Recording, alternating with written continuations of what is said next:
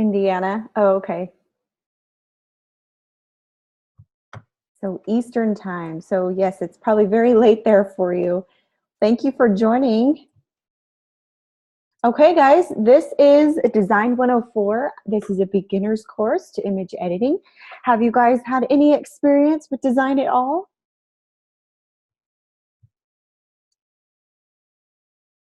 I have a little bit, but not much. Okay, so just a little bit. That's all right. This is a beginner's course. I just wanted to introduce myself. I'm Teresa Woodland, and I'll be teaching this course for this mod, and I'm really excited. It's been a few months since I've taught this, so it should be fun. This is a Photoshop heavy course, so have you had experience with Photoshop at all? I've been playing around with it.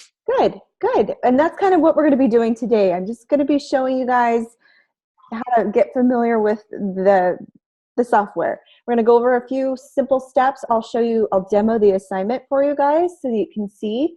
I've also got a whole slew of videos from previous instructors who do like 20-minute segments on how to do the assignments individually. So if you don't have time one week to watch a 2-hour session, then that should help cut down time. Hopefully it doesn't replace watching the recordings or coming to the lectures, but it should help give you a little bit extra, I don't know, assistance with the assignment. So that's the goal of this. But so welcome everybody. And let's see, that was Natasha is Indiana. And where are you, Annette? Where are you located?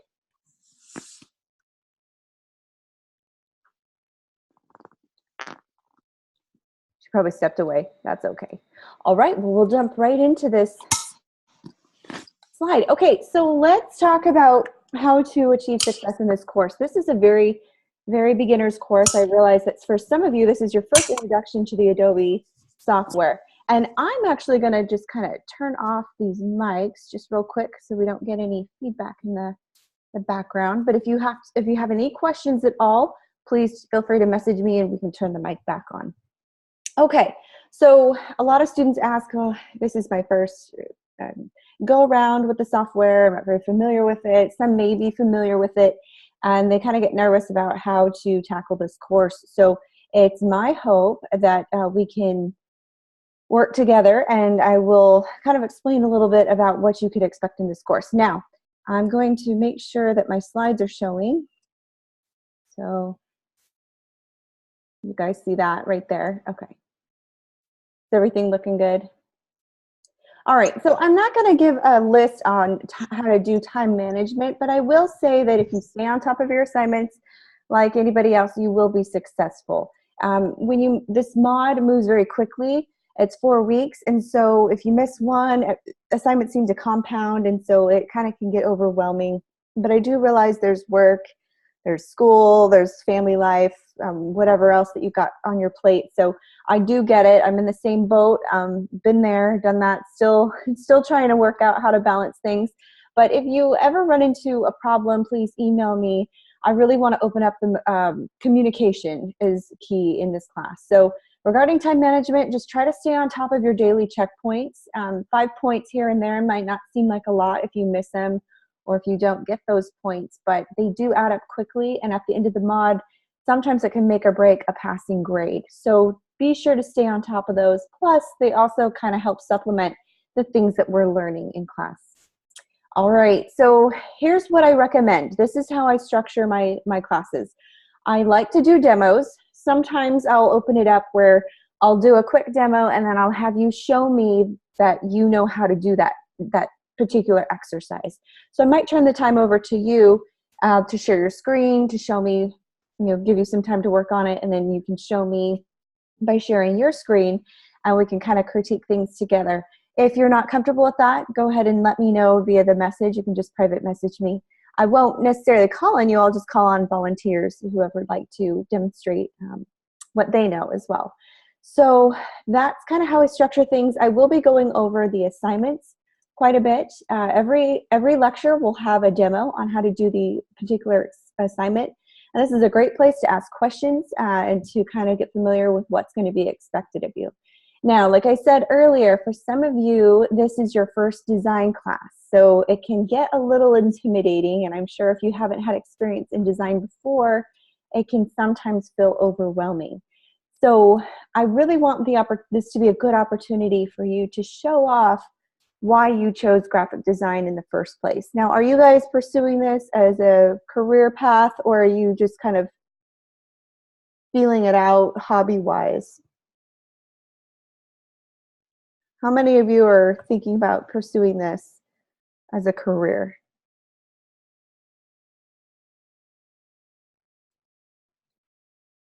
Okay, so we've got one who, okay, so Natasha definitely is seeing this as a career choice. It's a wonderful career choice. In fact, there's a lot of pros to it, very, very few cons. If you decide to go into the graphic design industry, there's a lot of avenues you can take, but a lot of people wind up freelancing. I'm a freelancer as well as an instructor, and freelancing is wonderful. You can work from home, you can work in your pajamas, you can set your own schedule. So it's a lot of fun, and you can make money, and that's the goal, right? We want to make money in the end and kind of pay for all the schooling that we had to go through. But graphic design is a great choice. So whether you're choosing it to be for a career or whether you're exploring a hobby of yours, if you're really artsy and really want to explore it a little bit further in the more digital form, this is a great class as well. So some of you might be concerned, though, that this is your first time using Photoshop, or maybe this is your first time using a Mac or a PC. So if you're worried that you might fall behind or struggle a little bit, I want you to put those worries out of your head, because this course is designed to kind of hold your hand and walk you through step by step. You will have no problem at all following along. And if you do, I really hope you reach out to me sooner than later so that we can resolve things and try to find a way for you to grasp the concepts. And it looks like Natasha already made a friend sign for his business that he's going to start after he goes to college. That's wonderful. That's perfect. And that's exactly the kind of stuff that you're going to be doing. That's excellent. What software did you use, Natasha?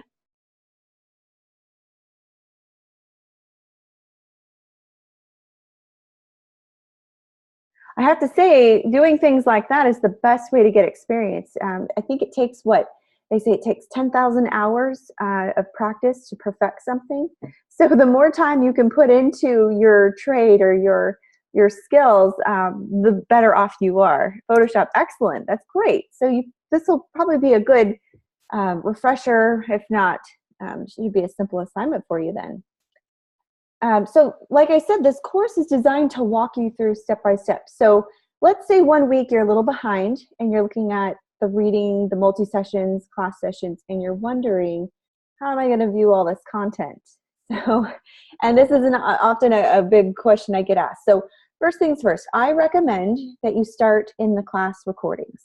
This live lecture is being recorded for your benefit to watch at home in your pajamas at any time that you can fit in. This is a 2-hour lecture, and I want to make it worth your while. So we'll be going over a lot of things, how to kind of explore Photoshop, the tools, what do they do, and how do you apply them. And because I'm going to walk you through step by step on how to do each of your assignments, you will have no trouble at all doing your assignments. So if you simply watch the live session recordings, you should be just fine. I've had not a lot, but I've had a handful of students who wouldn't watch the recordings and wouldn't attend class and then just said, I was so lost, I had no idea. And so, yeah, you're going to be lost if you don't watch the recordings. That's why we have them. But hopefully this is going to be a very fun, I want this to be more fun than it is stressful. All right, and I will say this, 90% of students end up passing this class because it's very, very simple. But in order to succeed, you really want to take notes by hand. And why is this? Because I usually go through the demos pretty briefly. Like I'll go through a demo quickly. I won't stop. And so I want you to kind of get out a piece of paper. We're going to do it the old school way, kind of write notes, kind of steps that I took. And then after, I can answer questions. But I like to go through the demo for those who are watching it from home so that it's not so choppy, and we don't have stop and start demos. So I can get through it all in one, and then you're welcome to ask questions, and we can kind of do trial and error. And if you're having problems, we can kind of go from there. But the way that I teach is kind of like a recipe. So I'll say, click here or click here, go to this this palette, if you're sitting back watching it like a TV show, you won't really be able to remember all the steps. So take notes and you'll have no trouble at all following along, okay? Now, and that's because I have different kinds of students. I have students that would just prefer to watch the quick demo and do the assignment as they're following along from home. And then I have students that really want to ask questions, and so it's hard to please everyone. So we're going to kind of do a little bit of both. But another thing, email me immediately with questions. I've had students that waited till the end of the mod, or maybe at end of Saturday when an assignment is due, and said, oh, I'm so lost, or I'm having trouble. I can't get this to work. And so it doesn't leave me with a lot of ability to help in that situation. So don't wait till the last minute to let me know you're struggling or having a problem. I really try to stay on top of emails. That's probably the fastest way to get a hold of me. I'm really only in my office, and my phone number is listed, but I'm really only in my office for 2 hours a day, Monday through Friday. So if your time zone doesn't work out with our scheduling, then email me, because I can always email throughout the day. And then obviously attend tutoring sessions. I'm not always available to come and sit down with you. The multi-session is a 2-hour structured time where we can have that one-on-one and help. It's not a structured lesson. It's just kind of office hours. You come in and you can ask questions, you bring your assignment, and we'll work together on it if you need. Or you can just, I've had students come in and just work on their assignment quietly. Not a whole lot goes on in the multi-session unless you want it to happen. So I'll be there, and that's a great way to talk to me and bring up any concerns. And my multi-sessions are on Thursday, so that gives you plenty of time to work on the assignment after the lecture, and then plenty of time after the multi-session to fine-tune things and get it turned in on Saturday. And I will say this, I like to offer the opportunity for students to bring in their assignments on Thursday, and if you're ready to submit it, I can give you a grade on the spot. So I might make a few tweaks or changes, but overall you'll get kind of some extra feedback before you turn it in, and you'll get a grade immediately. A lot of students like that because they don't have to wait till Monday the next week to get a grade. Are there any questions?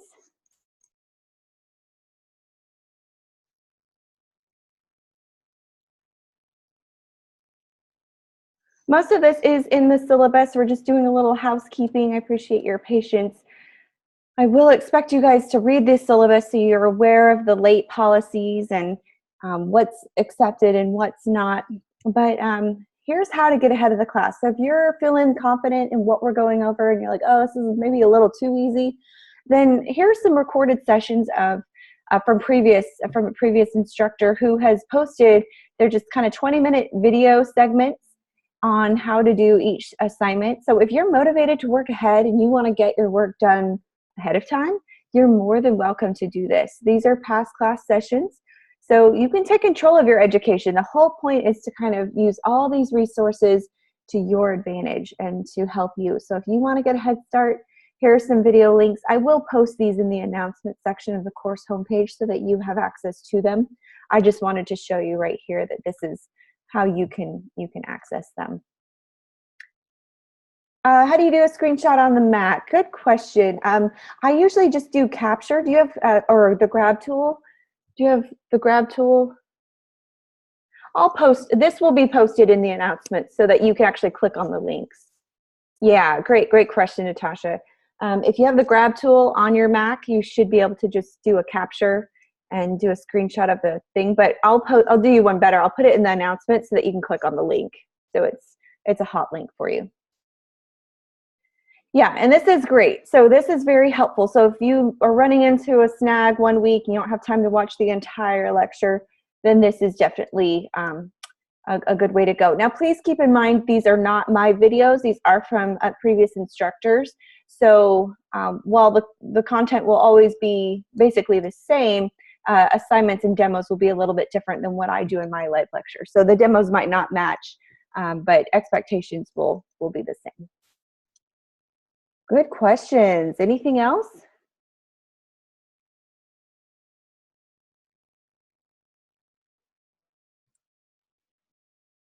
Okay, so that's that.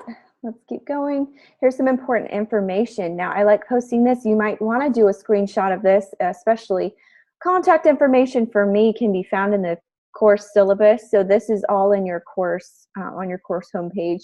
But if you need tech support help, if you're having trouble with anything tech related, these are the phone numbers. If you're having problems with your Adobe software, and I've had a lot of students email me about that, please contact, and this is just if your Photoshop's malfunctioning or things aren't working properly with Photoshop, this is what you would call. I've had some students have trouble setting up Photoshop or even the Adobe CC Suite. How many of you, do you have this set up, you two? Do you have Photoshop already installed? Hey, Christine, thanks for showing up. Okay, so I've had a few students email me, and because this is a beginner's course, this is kind of your first go around trying to install software. Who you need to contact for that if you're having trouble or you didn't get your username or password, you need to take a pre-test before you even, I guess it's a pre-skills test. I'm not sure what it is. I don't work with that side of things, but you take kind of a pre-test, and then once you do that, you will hear back from Sean Gray, and he's the one that will issue you a username and password to download the software. Now, check your spam folder if you haven't received anything, but you did take the test or the quiz, and if you still haven't heard from him, go ahead and email me and I'll forward it on to him. Unfortunately, I can't do anything on the back end. I don't have that information. He's kind of the one that spearheads that, so I can just try to forward it to him and try to get his attention. So that's kind of the best I can do at that point. But do let me know if you don't have it. Don't wait till Saturday night and say, oh, I've never got the email. I can't do my assignment 1. So just make sure you let me know ahead of time so we can get this fixed. Yeah, okay. So yeah, it's just kind of a skills assessment thing. It's pretty simple. No, yeah, exactly. It doesn't count against you. It's just kind of where you're at so they can assess where they need to place you, what classes they would recommend. But once you do take that, Sean should email you. So look for email from him. Check your spam folder if you haven't heard back. Give it a day or two. I know class is starting now, so some of you are kind of worried about that. So just email me ASAP so that I can forward it on to him and try to get a hold of him. But anyways, as far as tutoring is concerned, Shark offers great resources. The tutors are there to help you. In fact, I know that some of you are in the East Coast, so the Pacific time zone just doesn't work for your schedule for the multi-session. This is a great way to go get help. And they're even open on Saturdays. So if you work and Saturday is the only time you can go get help, this is a great way to do that. Also, all the 100 level courses have multiple multi-session schedules and times. You don't have to just attend mine. You can you can go to any instructor who teaches any 100 level course, and that schedule has been posted in the announcement. So if my multi-session doesn't work for you or your schedule, please go visit another one. We're all here to help each other. Let's see, free tutorials. I just told you I'm going to post from our instructor Carly, who has graciously posted those. And then if you're having Dropbox trouble, you can always upload your file to this website, SendSpace, and paste the URL into the comment section of the Dropbox. That will work too. But do try to do Dropbox. And if you're uploading on the deadline day, that's a campus-wide deadline, so the internet's going to run slow. Downloading, or I guess uploading, is going to kind of be troublesome. So just keep trying. But just note, if you wait till the weekend, things kind of get backed up on the server. So it will cause some delay. So just plan ahead for that. And then if you're having trouble with your laptop or you need a laptop, here is who you will contact: your laptop coordinator, mobile phone, office phone number, everything is here. Her name is Sherry, and she can help you. So hopefully this information is helpful to you. Okay, we talked about videos.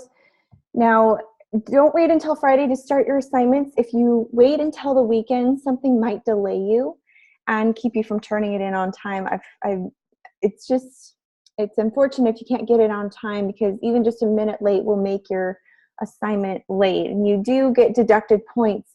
That's just college policy. On another note, though, if you do suspect that an assignment is going to be late, you are able to contact me before the weekend and I won't deduct those late points. We can work together if it's a real reason, like you being hospitalized or you're sick or something like that. But you just kind of have to communicate with me and let me know what's going on. So if you let me know, say Monday, that your assignment's going to be late, I'll be a little less lenient because, or I'm sorry, if you let me know on Friday or Saturday, I'm not going to be as lenient. But if you let me know sooner than later, it should all work out. We can work together because I really want you guys to succeed. I want you to get a good grade. I don't want you to be discouraged, and I want you to do the assignments.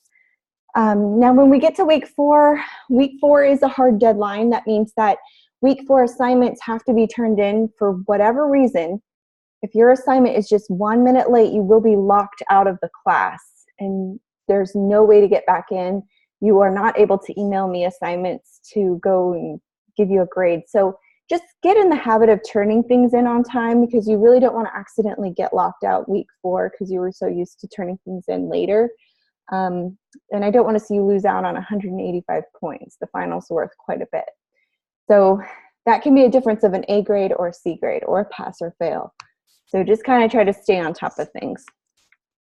All right. And Christine says, I just got my code. It does take a while. If you have the app for Canvas, it will notify you when you receive messages. That's a great tip. Thank you, Christine. So if you have the app for Canvas, that might be the way to go. It kind of keeps you updated. That's perfect. And then if you're still having trouble, please reach out to me and I will try to help get a hold of Sean for you. Okay, we just talked about late work here. This is all in your syllabus. There is a 20% grade deduction, but a lot of students like it because if you're just need extra time, you have a whole nother week to work on your assignment and you just get docked 20%, but it's better than a 0 and it's really not that much in the grand scheme of things. So if you really need that extra time, you have it. So I do teach a number of online on-campus classes during the week, so this is not my only class.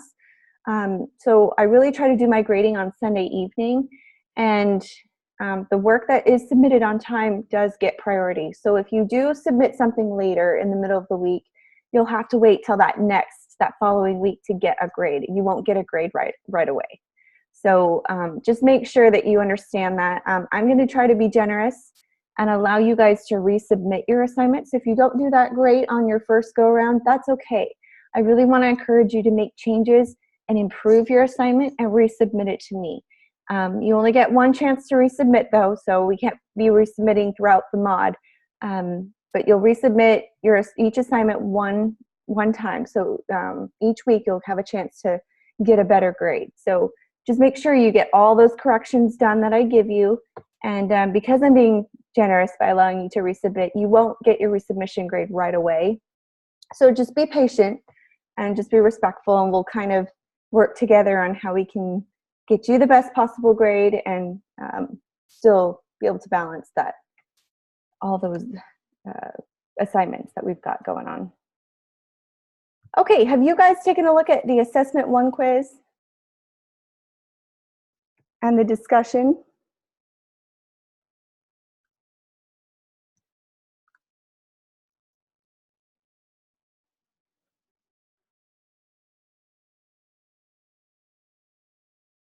Okay, I'm going to pull up the discussion here real quick.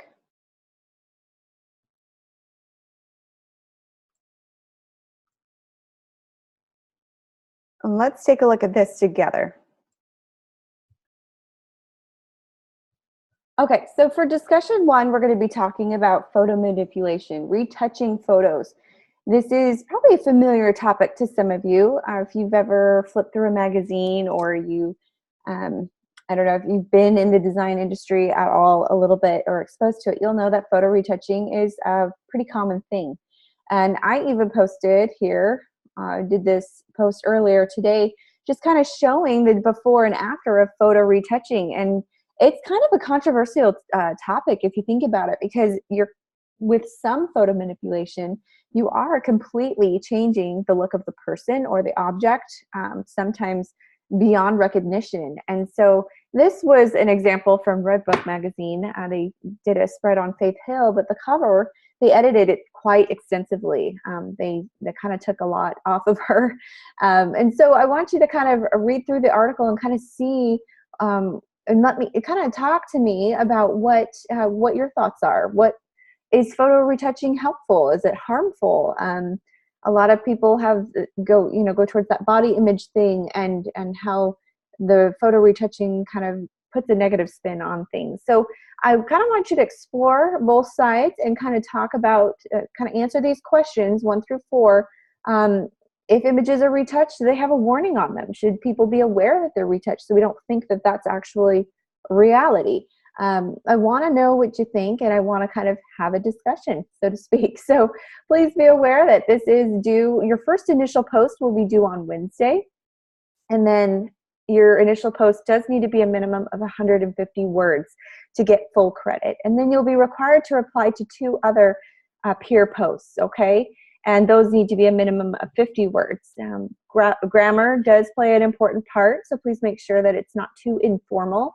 And if you're learning terminology or tools in class, I really want to see you explore that in the discussion. So let's talk about that as well. All right, any questions here about the discussion? It should be pretty simple. If you want to place an image in a discussion, what you'll do, let me show you. When you click the reply button, this column here on the right, well, you have 3 links, files, and images. If you click on images and click on upload a new image, and then choose a file, this will allow you to pick a JPEG from wherever you saved it, and you can place it into your discussion, okay? So if you found something on Google, or you were on a particular website and you wanted to share it as part of your discussion, you'll simply go to images and then click on choose file, pick the JPEG that you're looking to include, and then you'll hit open or upload, and then hit upload down here, right here. This button here, and then you'll see your image, whatever it was that you chose, will show up in this column, and it'll also show up in your discussion post. So that's how you input images in your posts. Any questions about this step?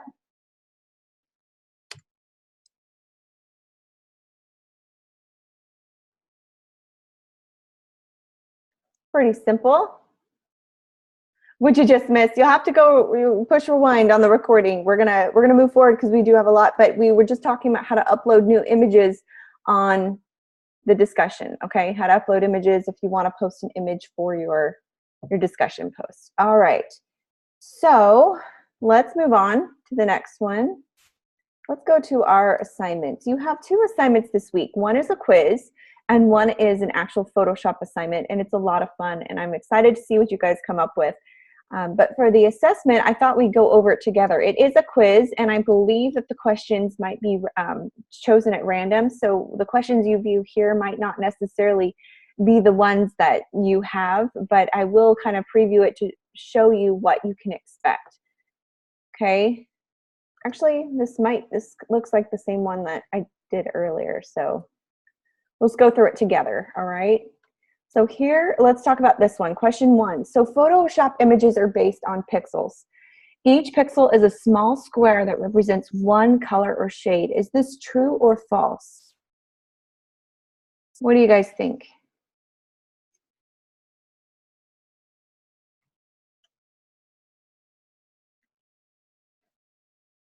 Okay, some are saying true. Question 2. What is this image here? Is this a panel, a toolbar, or an options bar? What do you guys think? We'll go over this a little bit more in our demo. It's a toolbar. That's right. It's a toolbar.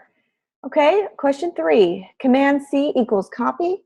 Command S equals save. You can select most tools not only with the mouse, but also with shortcut keys. Is this true or false? What do you think? Yeah, absolutely true. And I'll show you how to do the shortcut keys, and you become a quick master at them. It really does save you a lot of time, so that's true. Okay, what are sections in the image that can be manipulated independently? In a sense, they are stacked on each other. Layers, yep, layers. If you're familiar with Photoshop at all, even Illustrator and InDesign have layers. So this is, but Photoshop uses it quite extensively. Okay, question 5. You can only undo your last 3 steps. Is that true or false?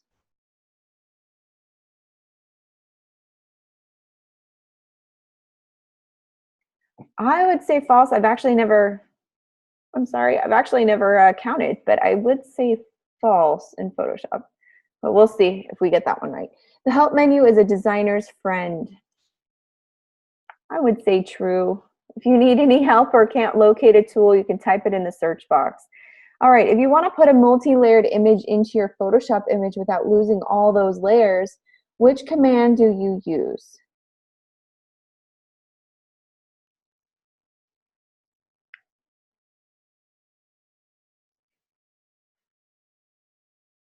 What do you guys think?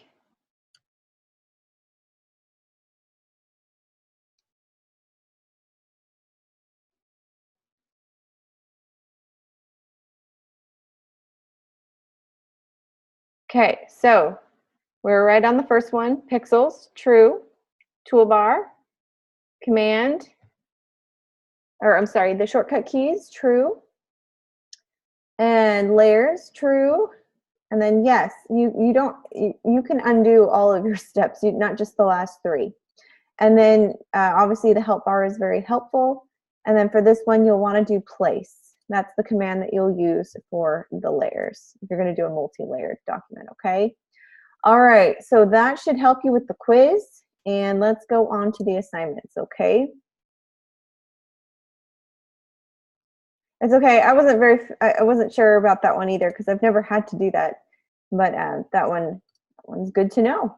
All right, so let's do assignment 1. Let's look at assignment 1 real quick and let's kind of dive into Photoshop a little bit. So if you don't have your Photoshop already uploaded, go ahead and get it set up and let me know, smiley face, and okay, something that lets me know that you're ready to go in your Photoshop, okay?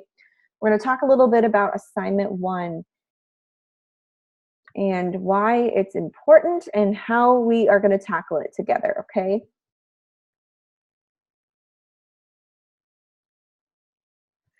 This is where you stopped attending class and doing the assignments for assignment 1.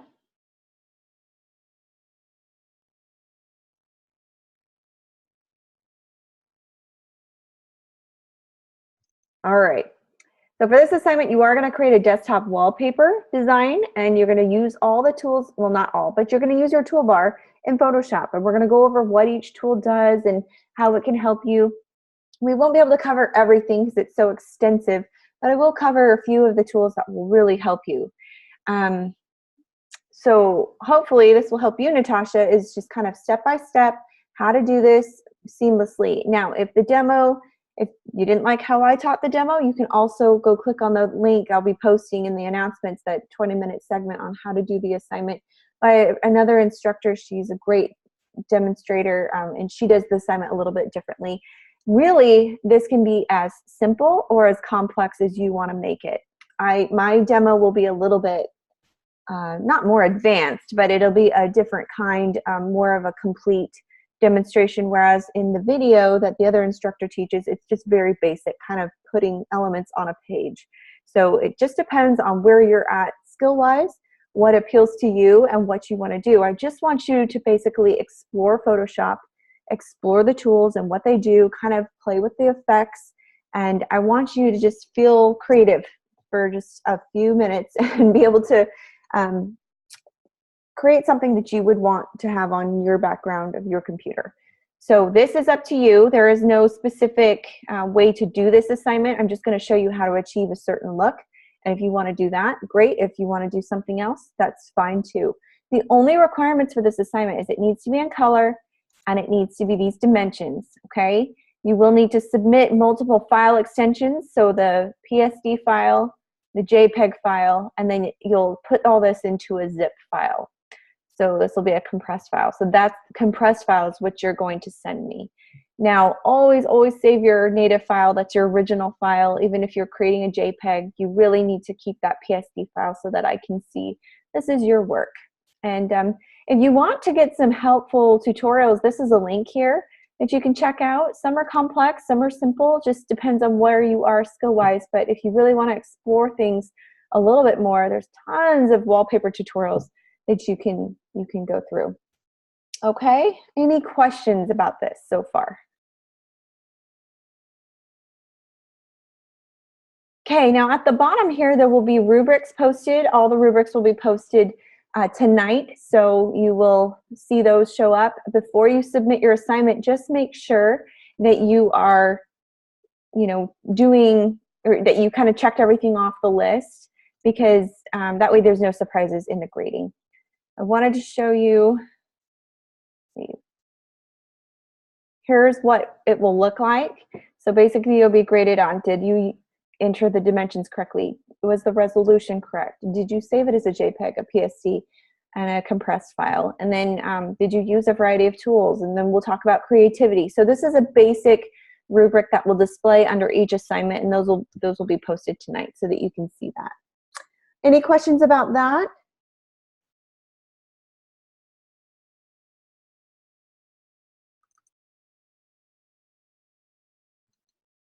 Okay, so let's go into Photoshop. This is the fun part. Let me pull it up.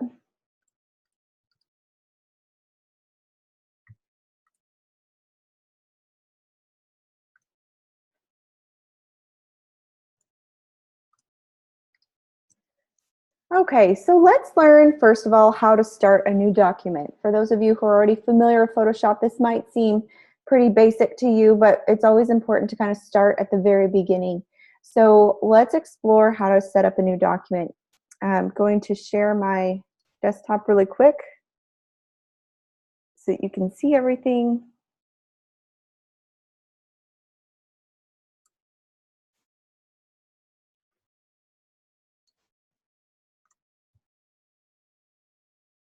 There we go. Okay, now you should be able to see it all. Kind of expand this a little bit. Okay. All right, so first things first, you'll click on File at the top of your screen. You'll click on New, and no matter what software program you're in, whether it's InDesign or Illustrator or Photoshop, this is how you start a new document. So it's all pretty much the same. There is slight overlap in how to do certain things in all three of the suite, in this suite. So just, this is a simple way. So File, New, and if you'll notice that any command that you see in these drop-down windows, no matter what tab you're on, you'll see on the far right of each command that there are these little symbols and letters. These are keyboard shortcuts. So this little flower looking thing is the command button on your computer if you're on a Mac. Command is interchangeable with control. So if you're on a PC, instead of command, it will say control. So just wanted to show you there, if you wanted to kind of memorize some of these, they're really, really helpful in saving some time. So New, File, New is where you'll go to set up your document. And it brings up a panel for you. Right now mine is thinking. There we go. So your new document panel will pop up. And if you're using an older version of Photoshop at all, this might be a little frustrating to you because the overall look and feel is different, but also where things are placed and found. Some things got rearranged in the newer editions of Photoshop. So right now I'm working in Photoshop CC. So if you are in anything else like CS6 or CS5, things might be a little bit different. They'll look different too, but they might be placed different. So it's very important that you have the current software so that we can do this seamlessly. All right, now the dimensions are 9 by 4. And let me just pull up my, so 9 by 4. Just want to double check that. Now here's where you'll enter in the details. I'm going to close out of this. You'll enter in 9, 4 here, but you want to make sure on the right of it that the increments of measurement say inches. Okay, maybe your Photoshop will default to picots or points or pixels, but you really want to make sure that inches is selected because that will make sure that you have the correct dimensions. And then we will do it as a landscape. orientation because this is for a computer desktop. And we'll want it to be landscape, so you'll just select that. And then if you wanted multiple artboards, you could click this, but we're not doing multiple artboards. We're just doing one version, so we only need one example. The resolution needs to be 72 dpi. That's pixels per inch. Okay. And then color mode, you'll just keep it at RGB. That's fine.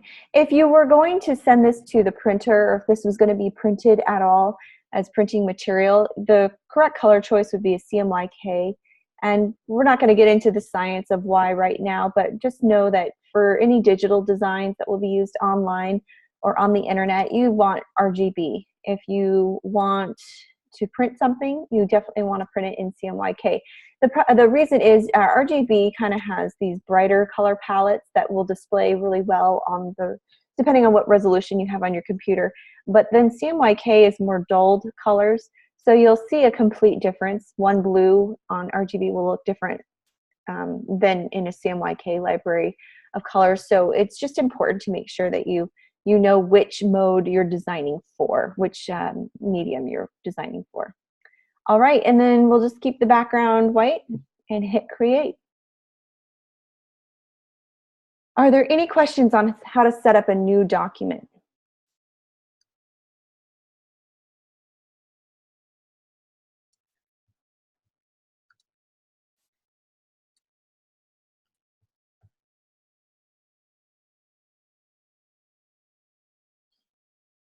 And you're asking, do you have to use those examples in the link? Which link are you talking about? That's a good question. I just want to make sure I'm following along.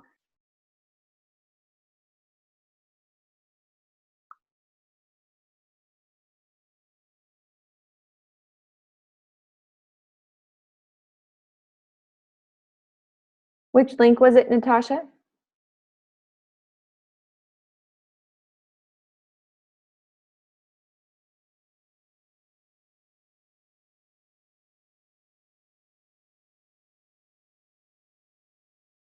The models. Sorry, I'm a little slow. Where did you see the link?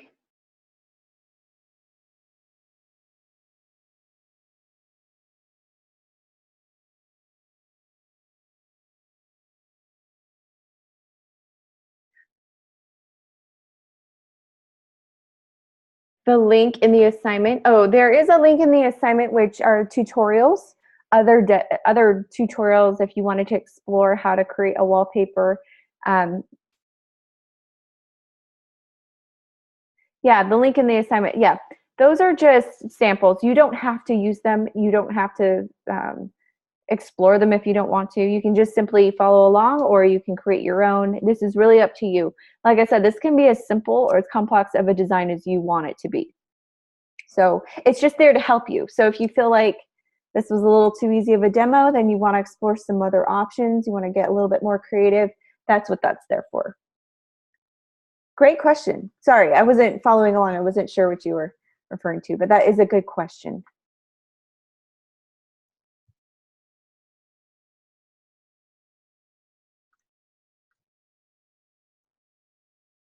Okay, so let's talk about how to get familiar with Photoshop. Okay, so we're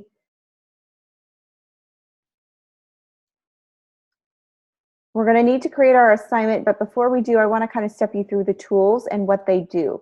So I'm going to move this over.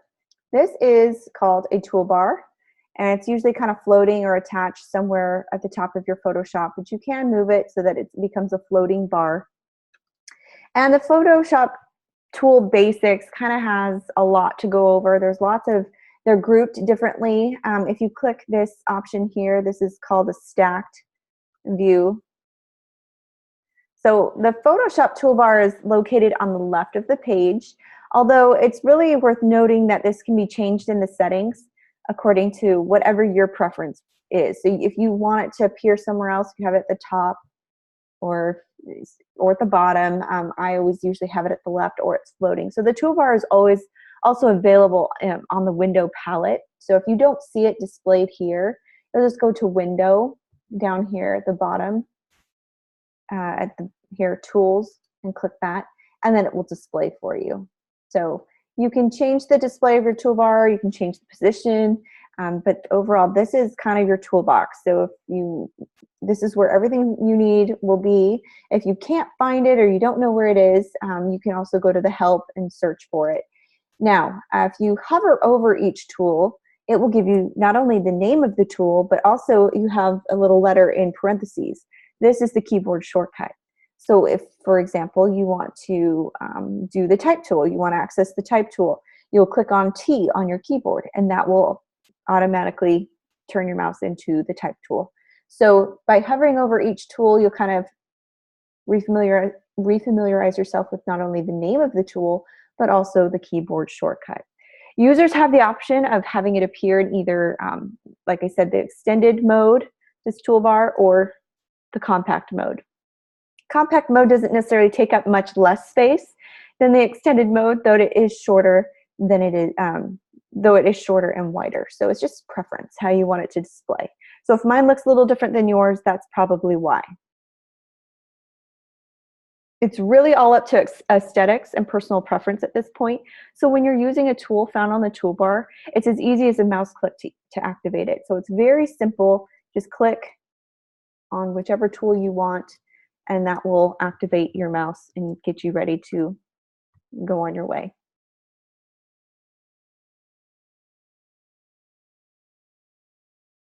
You found the shorter one? Are you talking about the compact mode? Yeah, it's different. I'm not used to the compact one, though you can display it if it's easier for you. I just like it all in one row. It's easier for me. All right, let's talk about these tools for a minute. So I'm going to kind of minimize this chat box so I can see what I'm doing. But the Move tool is right here at the top. Okay, it's the top tool. It's just exactly what it sounds like. The Move tool is located at the very top of your toolbar, but for extra clarity, just look for the square icon with a mouse cursor right here and kind of a crop symbol within it. So your Move tool kind of looks like this, and it will move everything around. You see my mouse kind of with that kind of mouse symbol with that X, that's your Move tool. So for a bit of added convenience, it's worth noting that the Move tool's keyboard shortcut is the letter V. You can find that by hovering over it as well. So you don't have to remember what these are called. You don't even have to remember the keyboard shortcuts, because if you open up Photoshop and you're like, oh, what was the keyboard shortcut for the paint tool? You just hover over it and it will give you that in parentheses. So using the Move tool is as simple as selecting it with a left mouse. It selects and moves objects. So I'll just draw something really quick and give it a color.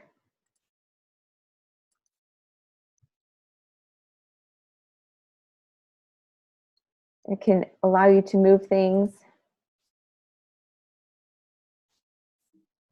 Oops. There you go. You can kind of move things around. So that's what the Move tool does, okay? All right. Let's see. The rectangular marquee, that is this right here. If you ever see on your toolbar this at the bottom right corner, the little triangle, some of the tools have it. In fact, it looks like all of them except the magnifying glass has them. But if you hold down on the tool, it opens up a whole slew of hidden tools.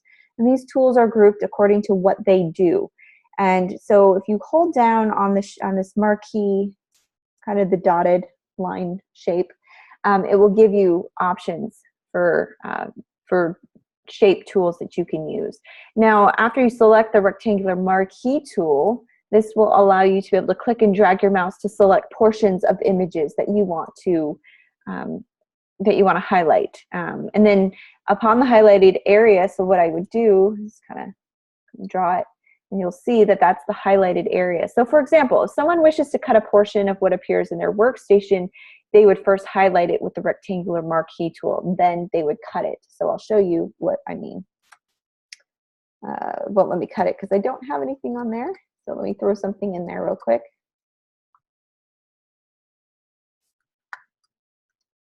So I'll show you.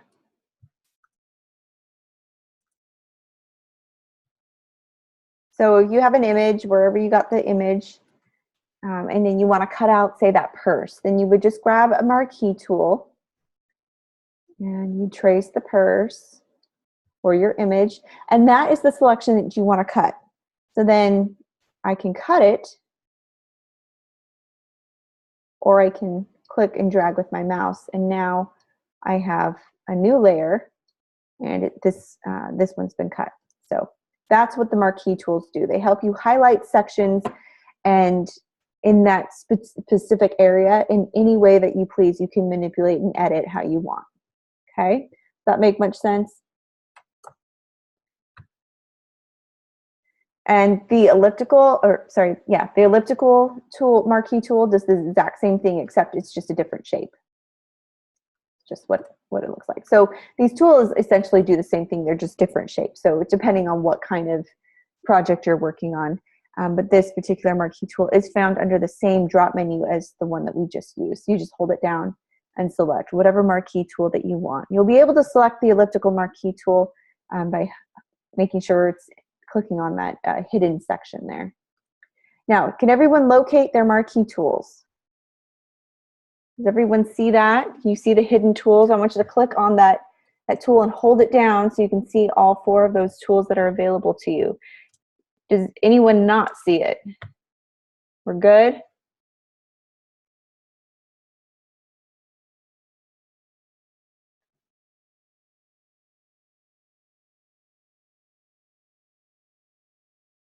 Okay.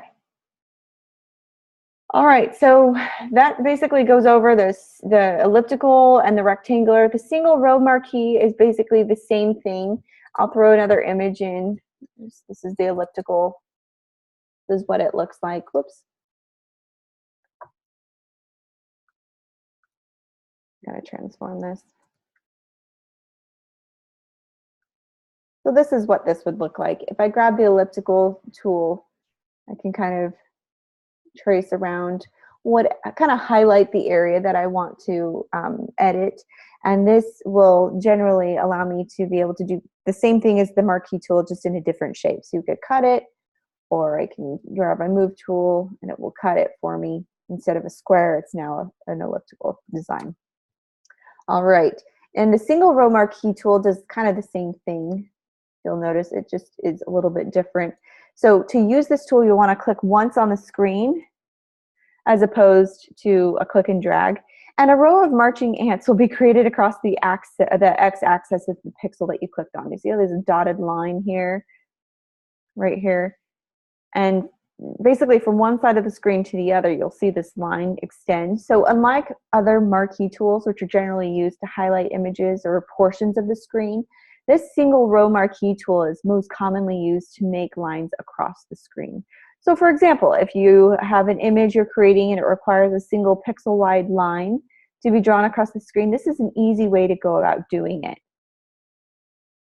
All right.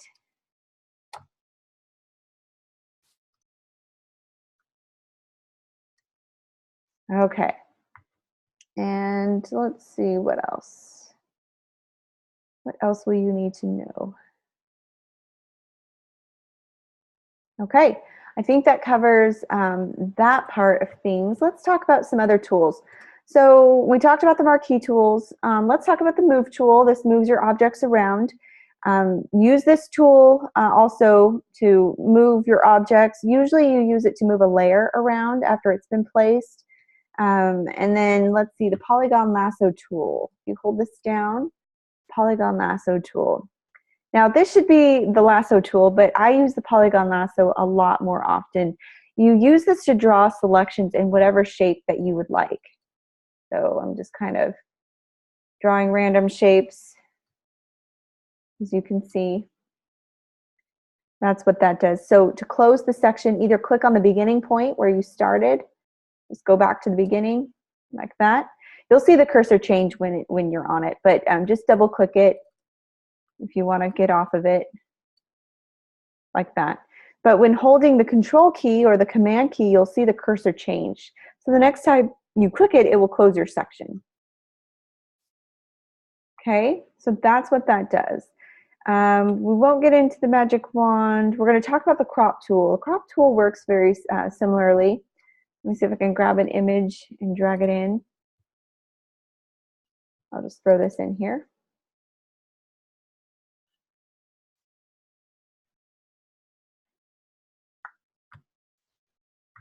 Let's see if I can grab something. Grab the purse again.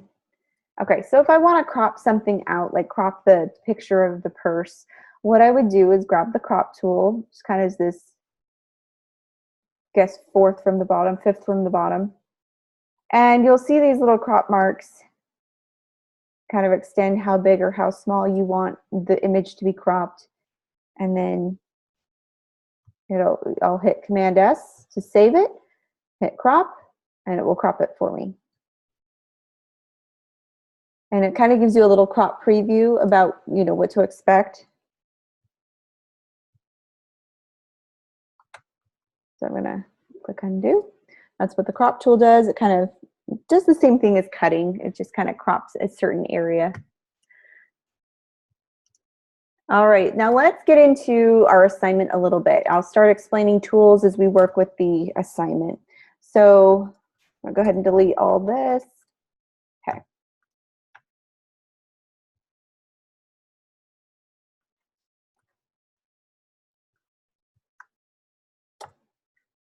All right, so what we're going to do is we're going to go into our layers panel, and I'm going to drag it over here so you can see it.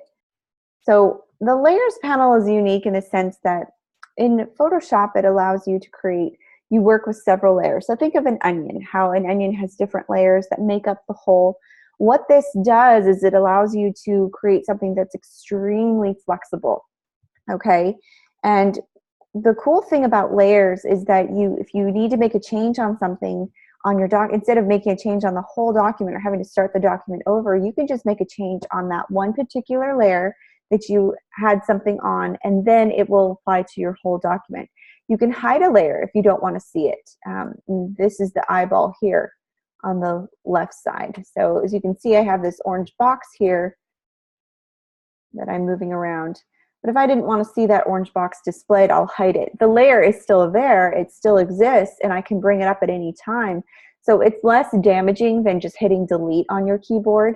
It's helpful to just hide something if you want to eliminate the chaos on your artboard, or if you want to save, you want that layer to still exist because you'll use it later in a different assignment or whatever it is at a later time. It's always helpful to just hide that layer, okay?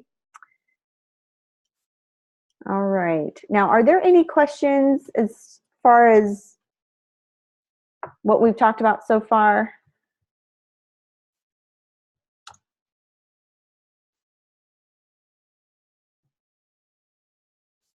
Okay, so if there's not, I'll continue. Yeah, that's good. So every image in Photoshop is made of layers, and you'll notice that we're going to be working very heavily with them. And in the manner in which these layers are designed and then stacked together is what gives the image its overall appearance and appeal. So like this example, you'll see this is one composed image, but look at my layers panel. Look how many layers I'm using. Quite a few. All right, and it is helpful to be able to name your layers, so when you are working with multiple layers, you know which layer is what. It can get very confusing if you don't label them. So it's important to know. And then you can hide certain layers or bring them into view, and it will change the look altogether. So this is what it looks like when you're using multiple layers. When you want to create a new layer, what you'll do is you'll click on this you go to the bottom of your layers panel. And if you don't see your layers panel displayed, just go to Window. Everything's alphabetically organized, so this is helpful. You'll just go to your layers and make sure that's checked, or click on F7 as your keyboard shortcut.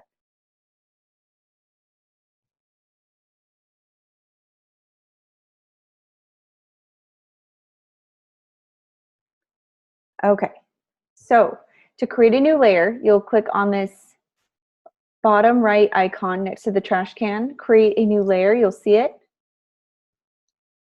And you'll see that a new layer has been displayed. Now, the more I click, you'll see layer 1, layer 2, layer 3. It will start labeling them for you. To change the name of a layer, you simply double click on it. So on layer 1, if I wanted layer 1 to be, let's see, this will be my blue layer. Or layer 3 is, this is my image of the flower. Whatever it is, whatever you plan on placing there, you can give it a name, okay? So that's how you name a layer, just by double clicking it. You may find it necessary to add a new layer to an image in order to kind of achieve a certain effect. So like on this one, we have a lot of different effects going on here. I've got hue and saturation that we can play with. And by doing this, this will affect that particular layer. So you really want to make sure you're on the right layer. Okay. You can also find the new layer up here at the top. You click the top right of the layer, new layer, or you can use the new layer icon, which is at the bottom here. It's kind of like got the corner of a page kind of marked. So there's that. Okay, can you guys locate the new layer, how to create a new layer? Do you know how to do that? Will you practice that in Photoshop real quick?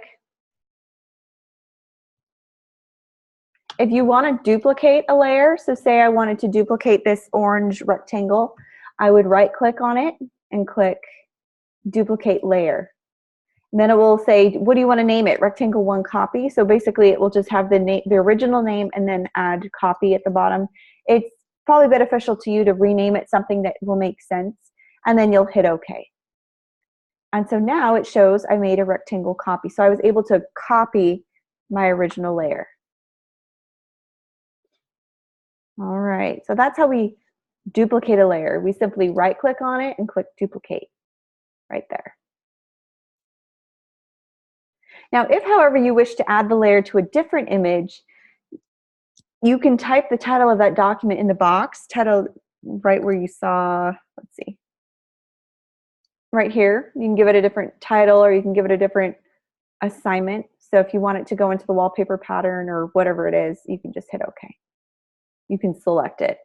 It's kind of helpful too. All right.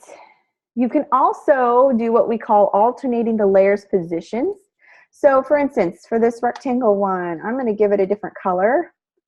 Give it a nice purple. There we go.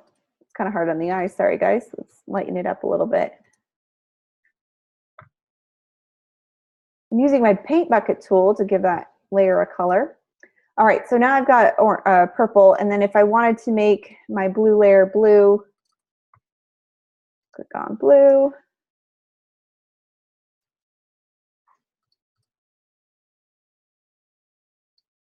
There we go, there's my blue layer.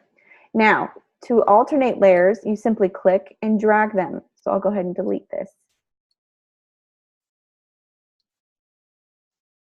All right, so if I wanted my orange rectangle to be on top, I would simply click and drag the layer to be on top. If I wanted my purple one to be on top of the blue, I can just rearrange them in whatever order I want them to be in. And it will give you a different effect every time when you start compounding layers. So when you're working on an image, the different layers in Photoshop make up that image that are arranged in order of their position from one at the top of the background layer. So you can alternate positions, and this is a very helpful thing when you're wanting to get a certain desired effect. Okay? Now, hiding or deleting a layer, we talked a little bit about this. If you don't want to see one of the layers displayed, you can always just click the eyeball. And when the eyeball's closed or hides, it just kind of indicates that the layer visibility is no longer there. The layer still exists because you can see it. You'll just hide it so that you don't have to visually, it doesn't visually display. So now if I just wanted the orange rectangle to appear, I would hide the other two. If I want to delete a layer completely, you select the layer, and when it's kind of grayed out, that means it's selected. You can click on your keyboard delete, or you can click on the trash can down at the bottom right, and it will ask you, do you want to delete this layer? Yes, I do.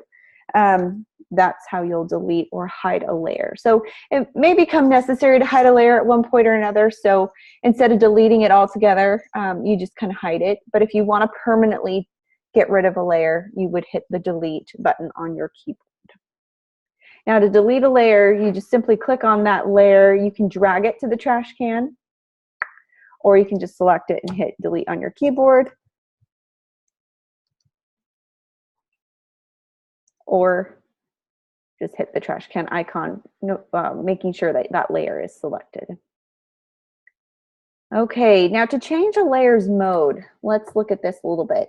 If I wanted to change my opacity, I can change the transparency is what it's saying. So the more transparent that blue becomes, the more I'll be able to see that color behind that layer. So my purple layer will start displaying a little bit more as I change the opacity on it. Okay.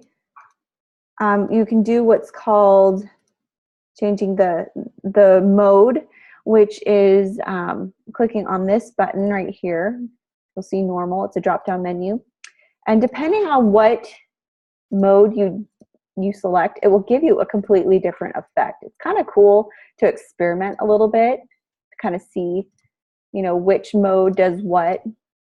And with solid colors, you're not going to see a whole lot of difference. But when you're working with something like this, you'll notice that simply changing the blending mode will give you a huge difference in color display. So that's kind of fun. And it's just whatever look you're trying to achieve. Are there any questions about the display mode, about how to get this effect,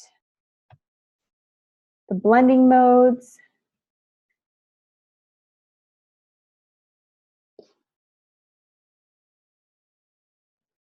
All right, we can spend all day on layers, but I'll go ahead and start. We're going to go ahead and take our 10-minute break, and when we get back, I'm going to go over how to do assignment 1. We're going to be working with our layers, we're going to be working with color, and we're going to be working with an effect to kind of give you, we're going to kind of do something like this, which is our wallpaper design. We're going to kind of do a low polygon design effect. We're going to play with our blending modes, and we're going to kind of mess with opacity a little bit. So the things that we just went over, we're going to start putting into effect. And then you can achieve a completely different look than mine. It does not have to look like this. And in fact, it might be impossible to make it look like this. I just want you to kind of be aware of kind of the effects. And I want you to explore Photoshop a little bit. And you can, like I said, make it as complicated or as simple as you want your design to be. But this should be pretty easy to go through. Any questions before we take our 10-minute break?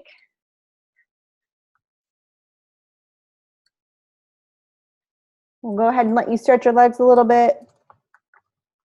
And then when we come back, we'll jump into our assignment 1.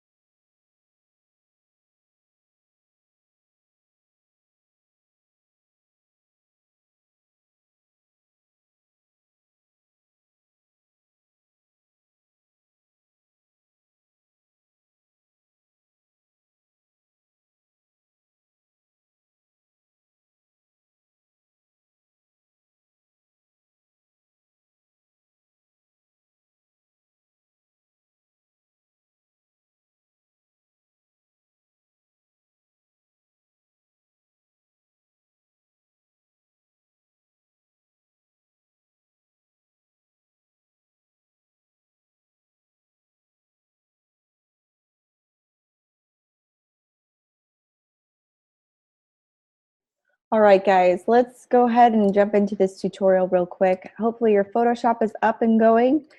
You see a show of smiley faces. If it is, I'm going to go ahead and pull up our Photoshop here. Actually, I'm going to go ahead and pull up my desktop so that you can see what we're doing.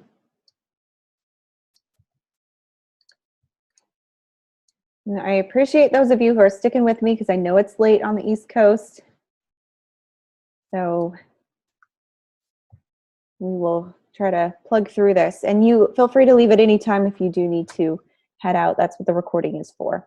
All right, so we went over how to create a new document. Hopefully you've already done that. You'll simply go to File. Let me share my desktop so that you guys can see. Here we go.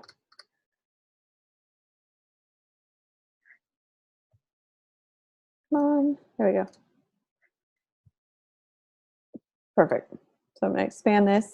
Go to File, New, to create your new document. Does everyone have a new document created?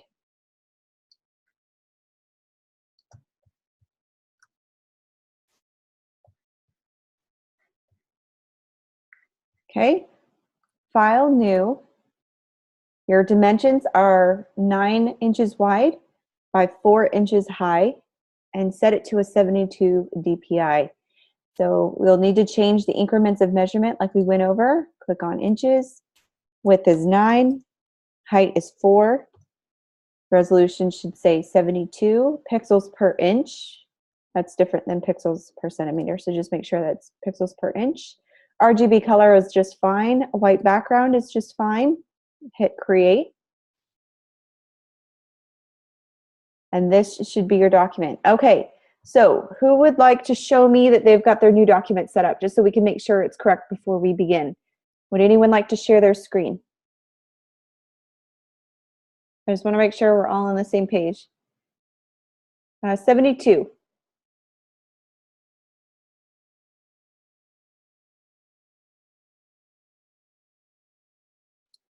Does anyone want to share their screen? Show me their document.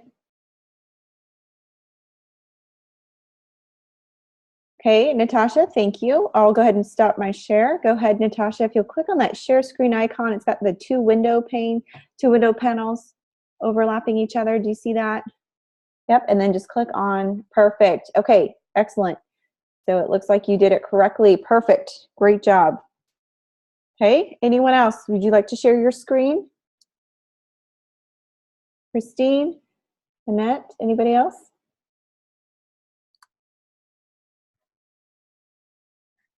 All right, excellent, very good. Thank you, Christine. Go ahead and stop the share. And then Annette, can you show me that you've got your new document? Are you following along?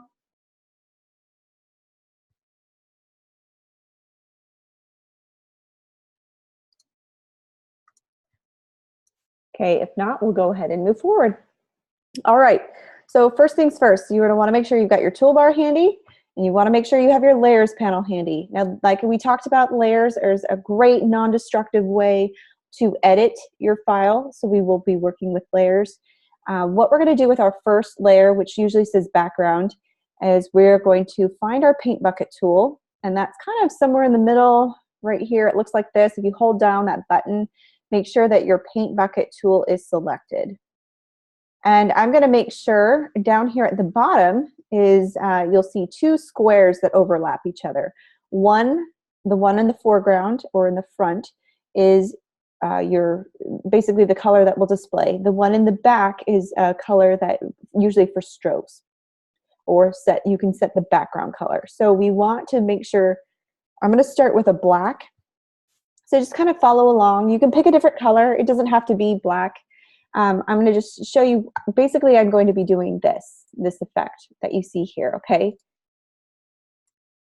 So this is what I'm going to be achieving, this effect. So if you want to follow along, great. If you want to do different colors, it'll look slightly different, but it's just fine. As long as you know how to use the paint bucket tool. Okay, so you'll click any color. If you double click the foreground color, it will bring up a panel called Color Picker. And you'll see in parentheses, it will say, this is your foreground color, meaning this is the one you're going to see displayed. You can move this little cursor around, and you'll notice in this new panel, it will display the shade that you're moving around. You can also move your color picker up and down to get different colors. And then you can move your cursor on the inside of that color to get different shades of that color, okay? So this is really fun to play with, and you can select a color and kind of customize things.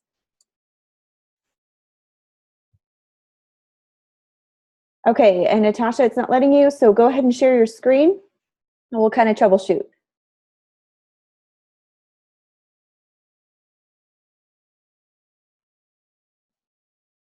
Okay, so that means that right now it's locked. So if do you have your layers panel up? Go to Window at the top of your screen and click on, it's alphabetical, so you'll just want to find layer. So the drop-down window menu at the top there, and click on layers. Make sure layers is selected. Layers alphabetical, just find the L's kind of in the middle there. There you go. And you'll want it, okay, now did you see it display on the bottom right there? See that layers tab? You can click and drag that tab out if you want, or you can just leave it locked in there, that's fine. All right, so now your background layer is the one that you want selected. You can unlock that, that's fine. And then click on your paint bucket tool. So grab your paint bucket, hold it down. Nope, that's not the one we want. What version are you using? You're using CC. Go to, actually, with that layer selected, just go to your color picker. Let's see if we can, where's your paint bucket tool? Click on, let's see, your toolbar looks slightly different than mine. See where we can find it.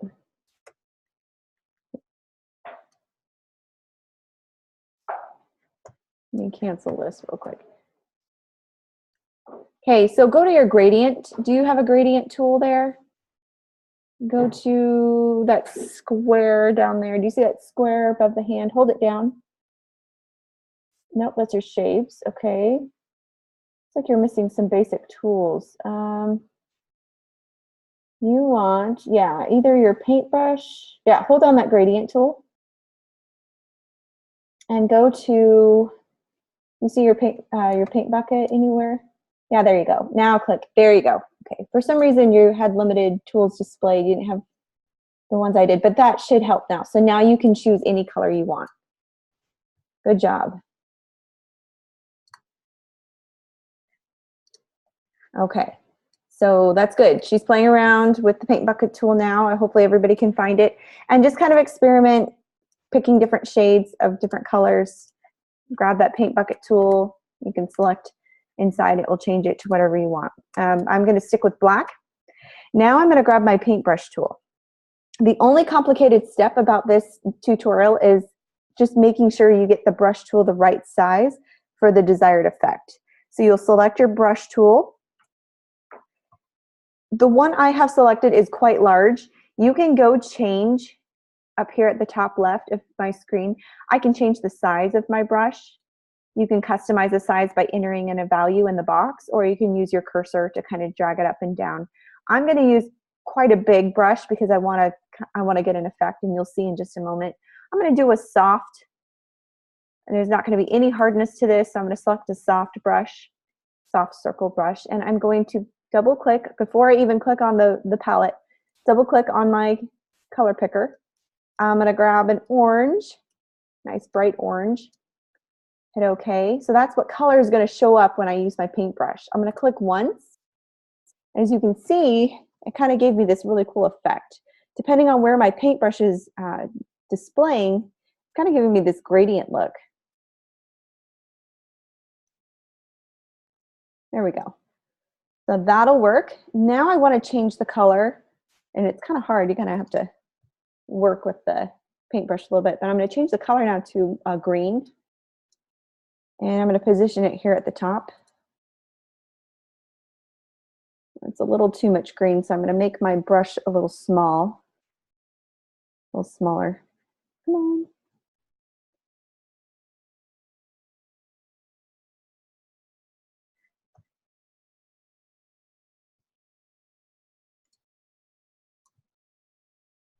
go. I'm gonna bring it down just a little bit. And I'm gonna bring it, there we go. Because I still want some black in there. I want the orange and I want some green. All right, I'm gonna go to the comments real quick. Okay. You are so welcome, Natasha. Let me know if you run into any other problems. So what I've done is I have a black background and I used the paintbrush, a very large paintbrush, and kind of painted, clicked once on the artboard in different spots. Okay, so I did an orange and then I changed the color to a green. This is just going to give me dimension of color. All right, now what I'm going to do is the fun part. This is where we can add an effect to it. So I'm going to go to Pixelate. So if you go to Filter at the top of your screen, the drop-down menu, Filter, and then click on Pixelate, and then go to Crystallize. It's going to give me a really cool effect. And just depending on how hard you want the crystallization effect to be, you can kind of move this cursor back and forth. I'm going to do quite a bit. So I'll do a big number. 145 is the one I chose. I'll hit OK, and then there you go. There's the effect. I'm probably going to dial it back a little bit. So I'll go to Filter, Pixelate, Crystallize, and bring it down a little bit. So I see a little bit more of that low polygon look. And you'll just change it however you want. I'm not very happy with the display, so I'm going to undo that real quick. I'm going to try it again until I get the effect I'm looking for. There we go. I want more dimension, more depth in there. Okay, so that's how I create the dimension that I'm trying to achieve. Now what I'm going to do is I'm going to grab my rectangle tool, and if you just find your shapes tool, any shapes tool that displays, grab my rectangle tool, and I'm going to draw a rectangle right over it. I'm going to double click on my color picker, and I'm going to give it a different color. I'm just going to find a different shade, different color to use. I'm going to hit OK, grab my paint bucket,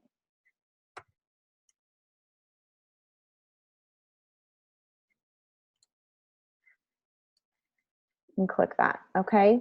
Now what I'm going to do, now that I have a box over it, and this is I'm going to double click my layer to name it blue rectangle so that I know. Maybe it would help if I spelled it right.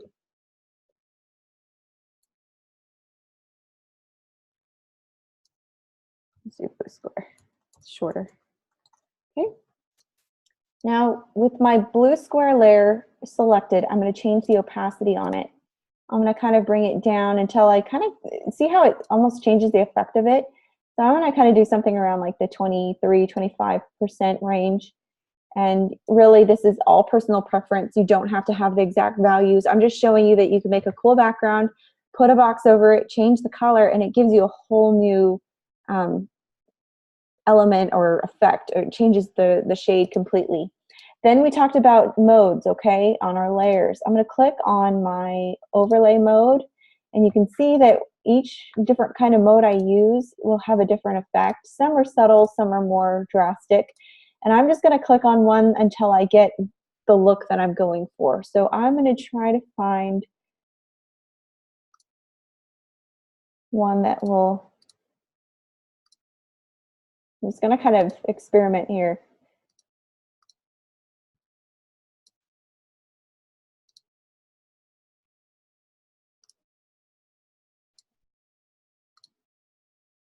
And I don't like any of these, so I might just lighten them. I like this one. This one's fine. And I can change the opacity, so it's kind of depends on what kind of effect you want. All right, so with that said, now I'm going to include a shape. I'm going to go click on my rectangle tool, seems to be the one that's displaying, but if I hold down on that rectangle tool or that shape tool, it gives me all those hidden tools, those displayed hidden tools. I want to click on Custom Shape Tool. So by clicking on Custom Shape Tool, you'll see at the top here of my screen that a shape has been displayed. If I click this down arrow, now all of a sudden I have some shapes available to me. Now you can do a Google search for free shapes for Photoshop, and you could import tons and tons of different shapes, but these are just kind of the default ones that I have on my computer. And just depending on whatever it is that you want to draw, and kind of click on it.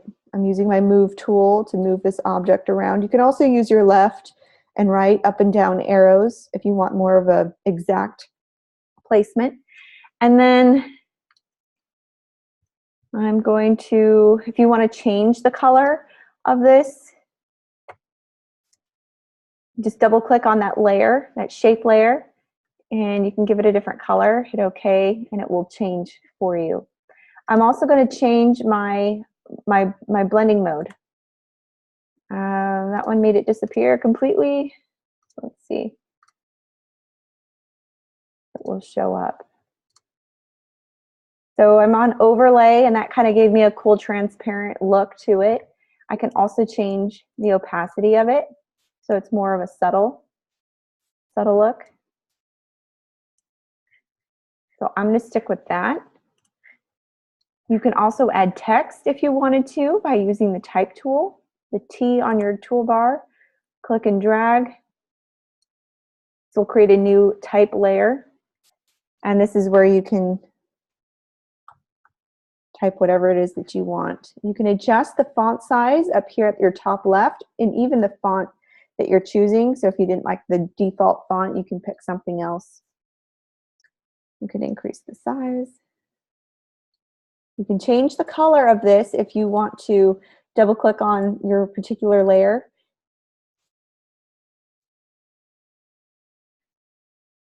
Give it a color.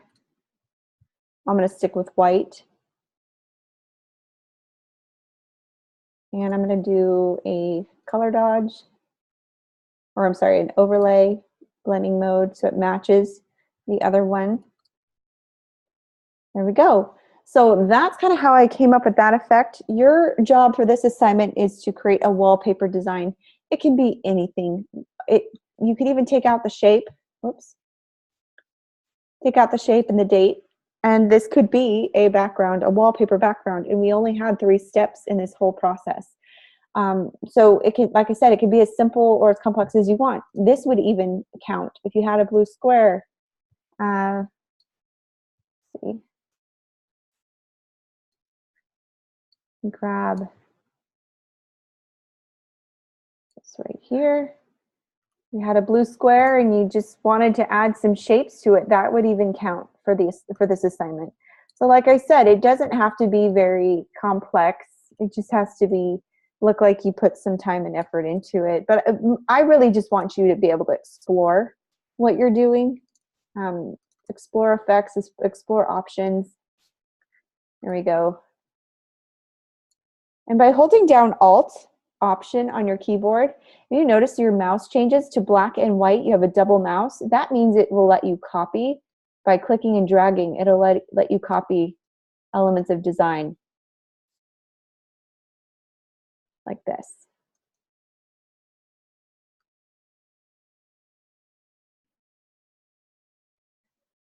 Kind of cool, huh? But by doing that, you'll need to go make sure you know which shape, because as you can see, it says shape 2, copy shape 2, copy 3, 4, 5. You'll kind of need to know which shape is which, but this is a cool way. All right, Natasha, so you like what you did. Do you want to share your screen and show us? See what effect you got?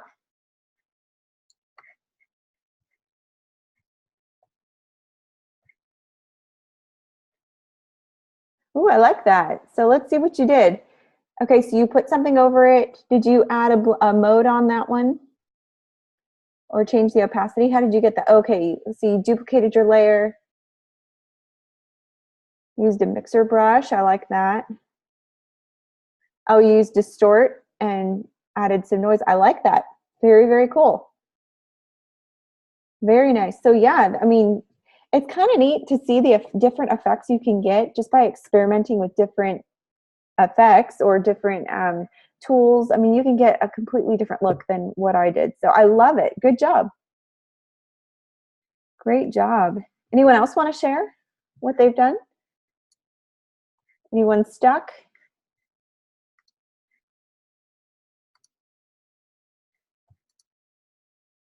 So again, so this is kind of a neat way to create a desktop wallpaper. Now, if you had lots of shapes, like I've got all these little flowers on here, if I were to, you can copy multiple layers and apply an effect to those layers all at one time. So I recommend just holding down your shift button, select one layer, and then select where you want your layer group to end. You can group layers, but also you can apply the same effect to them. So you don't have to do it 8 times. You can just kind of apply that effect to each one. As you can see, I grouped all 8 layers and I'm applying one single effect to them. Kind of neat how you can do that. You can also hold down Shift and click on each shape, and then you can right click and it will ask you if you want to group your layers. It'll ask you if you want to do lots of different options. But that's kind of a neat thing to do. Let's see, what else did I want to show you? One thing that you can do is you can add type to your type tool, or I'm sorry, to your desktop wallpaper. You can simply click and drag your text box, and then you can add some type in the middle.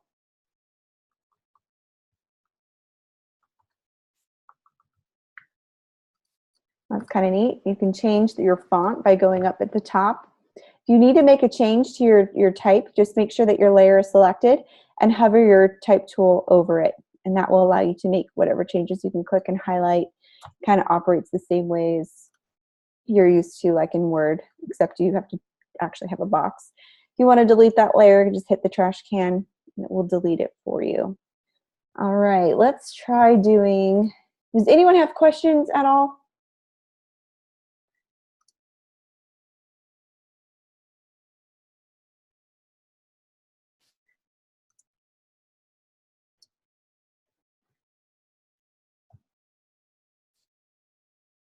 No questions? Okay, then we'll keep going.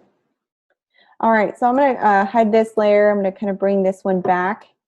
Now I've got this shape here. If I wanted to, I could even add some effects to the shape. I'm going to actually hide the shape and add a different one so that it's a little bit more visible so you can see what I'm doing. I need something that will show up. I'll grab this speech bubble here. Now, when you're drawing an object, you'll notice as I'm moving the mouse, no matter what direction I move it, it's kind of skewing the shape. I can make it as skinny, narrow, as fat, or as wide or stretched as I want.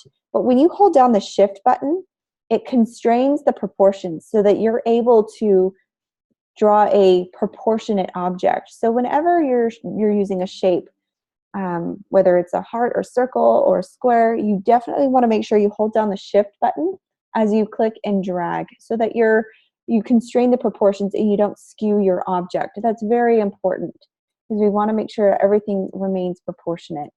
I'm going to double click on my shape here and try to pull up that color picker, and I want to make sure it's white and hit OK. And then here I'm going to give it a different blending mode. I'll try, what did I try last time? Was it overlay? I think overlay worked well with white. Okay, so there's my white. I'm going to give it, there's another effect you can do by going to filter. And let's see, is it filter? Let me find it real quick. Oh, yeah. By clicking on that layer, it's not in the drop-down menu. If you right-click, you can either change the blending options, or you can go down to this FX. Do you see this FX here at the bottom? It's got a little arrow pointing down. If I click that, and not only can I change my blending options, but I can also give it a different look and feel. So I'm going to give it a bevel and emboss. This will give it more dimension. So it almost looks like it's 2D kind of. And then depending on how exaggerated I want this to be, I can mess with the depth, the size, and notice it's in live. It's kind of live. So as you're doing these changes, you can see, is it giving me the effect that I want it to? We'll just go from here. So the blend and the emboss, I can contour if I wanted, add some texture if I wanted. But bevel emboss is kind of cool. I can change the effect here. This is the emboss. It almost looks like it's giving it a drop shadow, so some more dimension, or an outer bevel. If I wanted to, you could do a pillow emboss. It just kind of does the reverse effect. Lots of different kinds of effects you can give this. I'm just going to stick with the inner bevel. I liked that, and I liked the depth. And it makes it look like it's 2D. I can hit OK. And then I'm just going to change the opacity on it a little bit.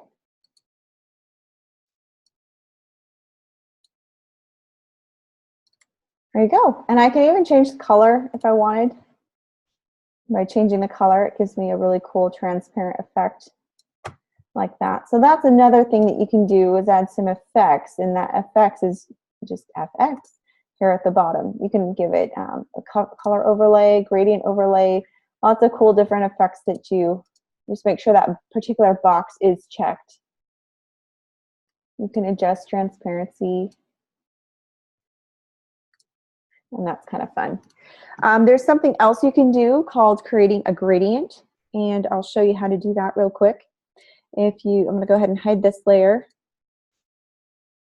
So you should have a box that will allow you to do gradients, but if not, what we're going to do is I'm going to grab my shape mode, grab a rectangle. Let's see.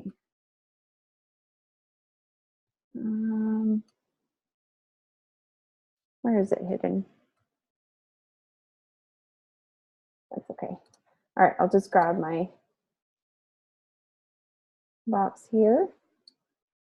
And whatever the default color is, that's what we'll fill in. I go to Window and go to,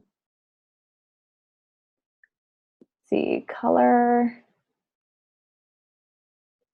Swatches. There we go. If you click on swatches, there's all these preset swatches for you that you can choose from, and that's really helpful. You can also do multiple colors, kind of like I showed you with the paintbrush. You can kind of create that faux gradient if you wanted to. There's a gradient option on your toolbar if you wanted to use that. That also will give you some dimension. Here's the gradient tool right here. It was hiding under my paint bucket tool. Let me click out of this. Oh, it's not directly lit. Okay, well, then let's create a new layer. Hide this one.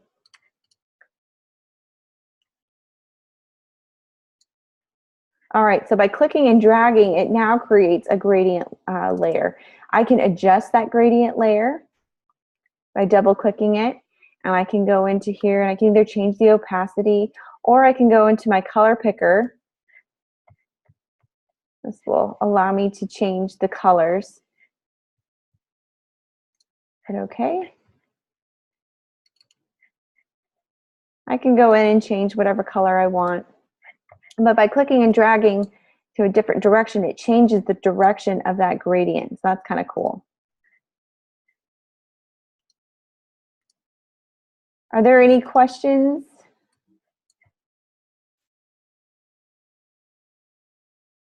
So far, before we jump back into more things?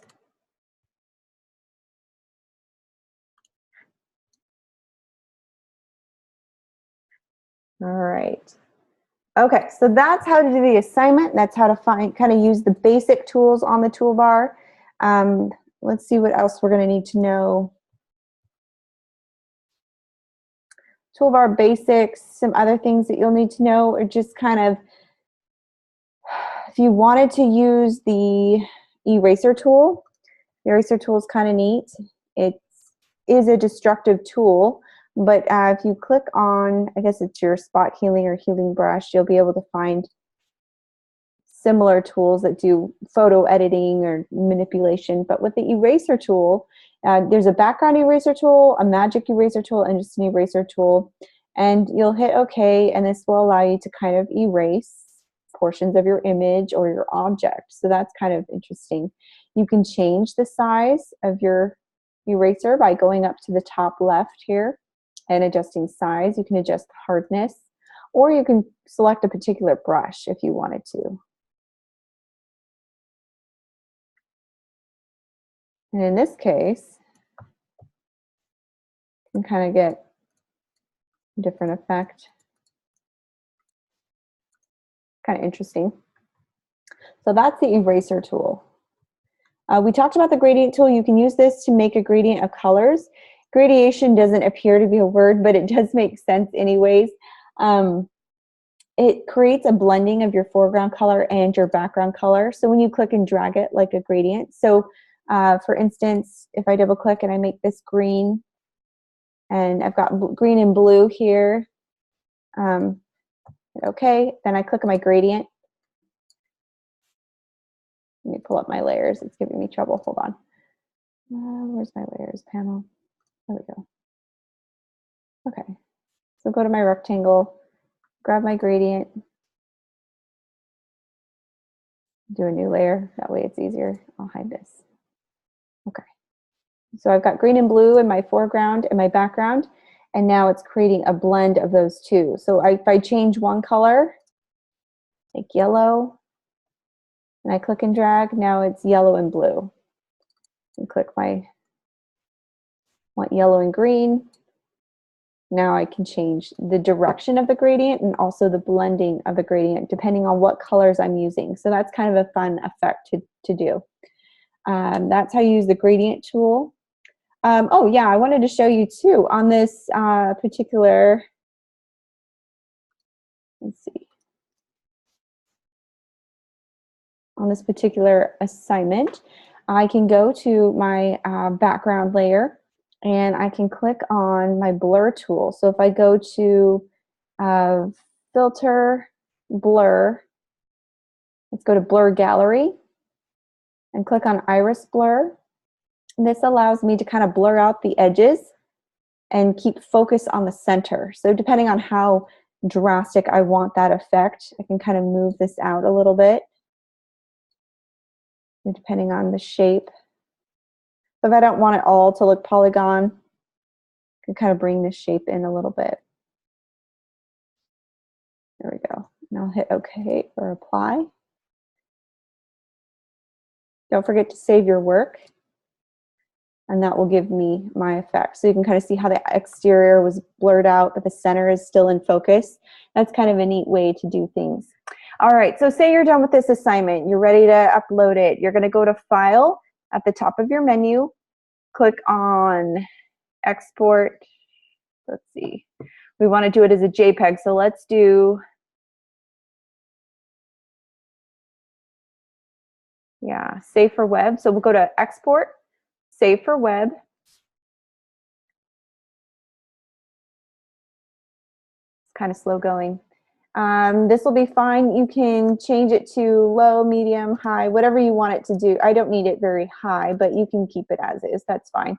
You can hit save, and this will generate a JPEG for you. Just name it, which you'll need to name it, your name, what class it's for, what assignment, and then you can tell it where to go. I usually send it to my desktop, and then I can file it later, just so I know exactly where I can, because searching for an assignment is kind of impossible sometimes. So this will be Woodland DES 104, assignment 1, and then hit save. That's my JPEG. Okay, that's how I created a JPEG, and that will go straight to my desktop. Next thing I need is to save my PSD file, which is the file I'm working in. This is your PSD file, your original native file. When you see up here in the top left, I have a kind of a traffic light thing going here, red, yellow, green. You see in that red circle, there's a black dot. That means I haven't saved my assignment since my last change. So when you see that black dot in your red circle, that's a reminder, oh, I need to go save my work. You can save your work by going to File, Save, or you can click Command S if you're on a Mac, or Control S if you're on a PC. That's the keyboard shortcut to just automatically save your work. Once it's saved, you just want to make sure it's saved as. Make sure the format says Photoshop. Again, you want to name it the same thing you named the last one, Woodland, was it DES 104, assignment 1, Make sure it goes somewhere where you remember it. If you have a class folder, perfect. If not, I usually just put it on my desktop, file it later. Hit save, and that's my PSD file. Okay, so now we're going to shift gears here and go to my desktop. Let me do a stop share and go to desktop, share screen. Okay, so I'll show you what I've done. So over here, I'm going to create a folder, new folder. If you right click on your desktop or wherever you've saved it, we're going to create my folder. I'm going to throw my JPEG in and my PSD file in. And I'm going to right click on this folder, rename. This will be assignment, whoops. Assignment 1, DES 104. Right click on that folder and hit compress. Now, if you're on a PC, it will be different. This process will be different. You'll need to just kind of highlight all the elements that you want to compress, and then you'll have to do it, right click that way. But then you'll see it created a zip file for me. That zip file is what you're going to upload to the class, so to the class assignment. Are there any questions right now on how to do that?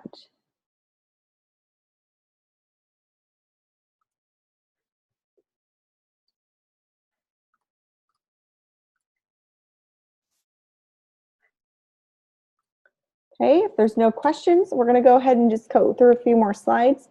Just a quick quiz here. Is it acceptable to use images from Google in your assignments? I would say no. If you need, and here's why, because some Google images are different sizes. You can find a really small size, you can find a really large photo. We want to make sure it's of high quality, and anything on Google, anything you're grabbing off Google is not going to be high quality, therefore it will look pixelated and not give you the desired effect that you want in your assignment. And so I would say stay away from them, but I will show you where you can find some free images. There's a lot of stock photography sites out there. If you just Google free image downloads, it'll allow you to access libraries that are free. True or false, spelling and grammar aren't really important in graphic design. We kind of went over this a little bit about our discussion.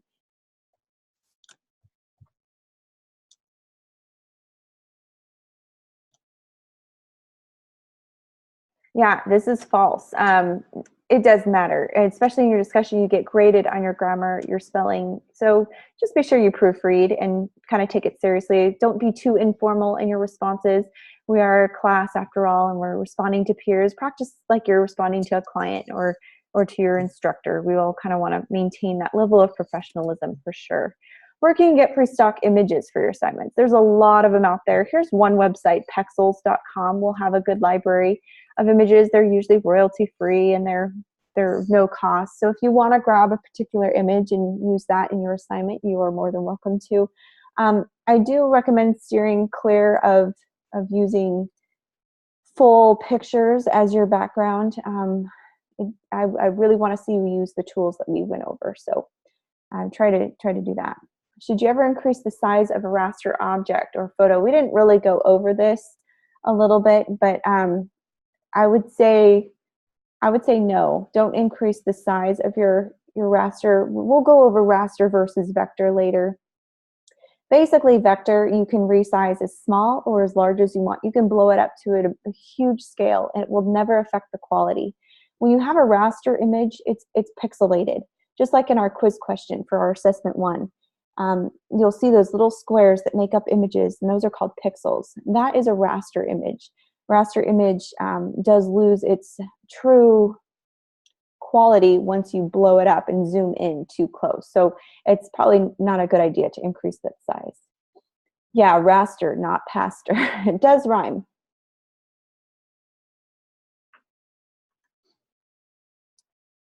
Yeah, exactly. And just like Natasha said, the raster does get really bad. The further you zoom in on a raster image, the more pixels you'll see. And so it just loses its quality over time.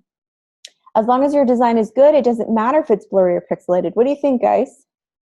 I've had some students argue their design was awesome, even though it was completely pixelated. It's false. You could never turn that into a client, let alone your instructor. I'm here to help you. I don't want to see you. I want to see you succeed. So the critiques are going to happen in the classroom. Don't take personal offense to it. I'm here to just help you take your design to that next level, that next step. When you get my grading feedback, some of it might feel opinionated, but it's really based off of experience and how to improve. So just take it with a grain of salt. What should you do if you're having classroom or computer issues? Classroom issues, email me. Computer issues, we kind of went over the help hotlines found in here. So kind of make sure you go down this tech support list before you contact me, because there's not much I can do when it comes to your computer, but I can help you when it comes to the classroom issues, okay? All right, let's see what else.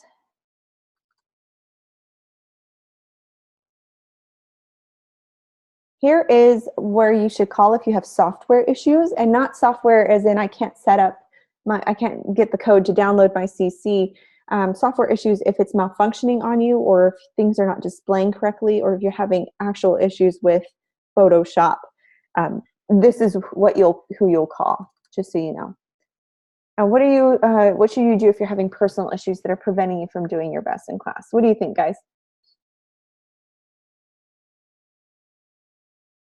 Contact me, communicate. I know life happens.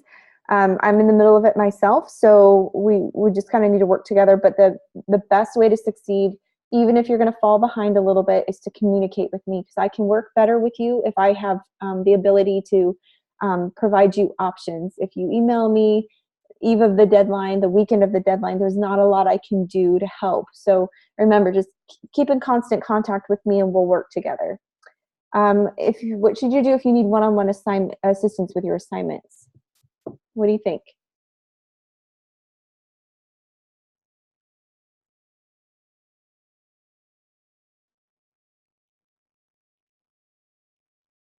If you need one-on-one assistance, lots of options. Obviously, you would come to my multi-sessions, because that's a 2-hour block of just you and me and maybe whoever else shows up, but not a whole lot of students take advantage of it. So you might be a one-on-one opportunity.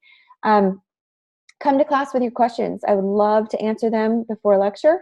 Yeah, contact me. But if I'm not available and the multi-session time doesn't work, there's a whole schedule of multi-sessions with other tutors, other instructors who are holding them. You can go, even if you're not in that class, they're there to help you. I have students come to my multi-sessions all the time that aren't in my class.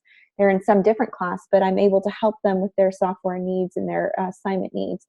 They might not know every detail of the assignment, but they can help you find a tool or help you kind of find clarity with some things. So that's a great way to get some help. Also, yes, like Natasha said, the tutoring class or Student Success Center is a great way to access help. And again, that's found here. Free tutorials are going to be provided, but also if you go to this tutoring help online, this is a great way to get some help, okay? All right. Don't have time for this, but I wanted to talk about a student myth that's common. If you look at this interesting image, the instructor is unfair. She doesn't understand my art. She needs to be more open-minded. This happens to be one of those common comments that you see going through. Fact of the matter is, a bad design is suicide for your career, and so I'm here to help you. I want to see you succeed. So any comments I give are going to be beneficial to you and to your work. It's going to take it to that next level, even if you don't see the point or the purpose. So the goal of an artist itself is self-expression, but the goal of a designer is to make money, and we can't make money if our designs aren't on point. So my goal is to help you make money as a designer one day, and to kind of help you fine-tune the look and feel of your design. So in this class, we're going to focus on designing to make money, not expressing ourselves. So I want you to do that too, but I want you to also feel like you can take the critique a little bit. All right. Also, just kind of with going along with this, with the making money goal, I want to kind of discuss what's the potential employer expecting to see in your designs? What is going to make them hire you? So in my comments or in my feedback, I will offer some suggestions, and this is where I'm coming from. I'm that potential employer. I'm kind of expecting to see your designs stand above the rest. So that's where I'm coming with my feedback. All right, looks like we're all out of time for tonight. Thank you for sticking with me. I hope this was helpful to you. I will be posting those 20-minute video segments on how to do the assignments if you want to get a different perspective on what's going to be expected. But overall, I think what we covered today should be good enough to get a good grade. And come to the multi-session if you want to get your assignment pre-graded before you submit it. That's always helpful in case you want any other feedback or anything else, and help will be provided. So we'll see you guys on Thursday at the same time. That's 6:30 Pacific time. So whatever time you logged in today is the time that you'll show up for the multi-session. It will not be recorded, but I'm there to help you, and there won't be a structured lecture, so you can just come and go as you need. But I hope to see you guys there nonetheless. Thank you for coming. We'll see you guys. Have a great night.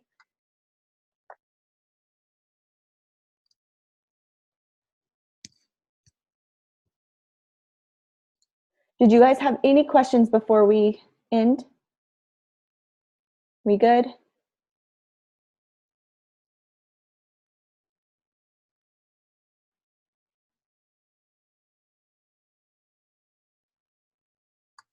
All right. We'll see you guys. Thanks so much.